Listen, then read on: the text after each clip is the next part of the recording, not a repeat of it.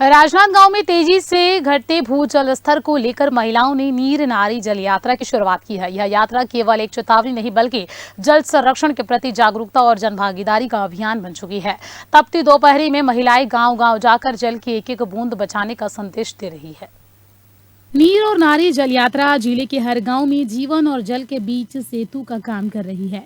पद्मश्री फुलवासन यादव के नेतृत्व में यह अभियान अब तक 50 से अधिक ग्राम पंचायतों तक पहुंच चुका है। जहां एक ओर पारा 45 डिग्री पार कर चुका है, वहीं दूसरी ओर महिलाएं अपने दृढ़ इच्छा शक्ति के साथ समाज को यह बता रही है कि जल है तो जीवन है।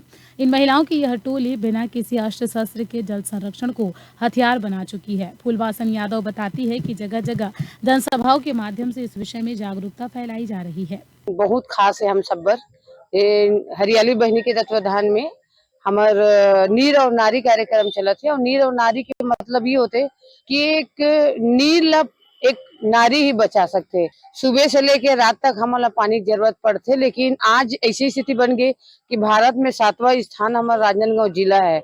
मैं स्वयं 2-2.5 महीना से लगातार पूरा भारत के कार्यक्रम ला कैंसिल करके राजनांदगांव में गांव-गांव में 2-2, 3-3, 4-4 गांव में डेली जाता खबर की पानी। इस यात्रा में शामिल महिलाओं ने रबी मौसम में धान की खेती को जल संकट का बड़ा कारण बताया। उनका कहना है कि परंपरा और भविष्य के बीच संतुलन बनाते हुए अब वैकल्पिक फसलों की ओर बढ़ने का समय आ गया है।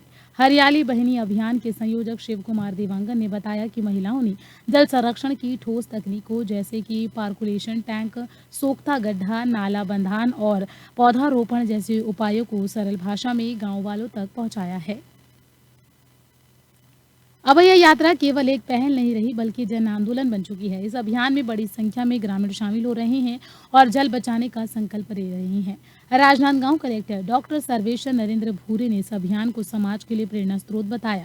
प्रशासन नीर नारी पानी के वैल्यू के इसके ऊपर अभियान चलाता है। पिछले वर्षों में जैसे जिले में विकास के अनेक कार्य हुए हैं और उसके साथ एक और महत्वपूर्ण घटना है कि जिसमें जलस्तर आने वाले पिछले कुछ वर्षों में लगातार कम हो रहा है।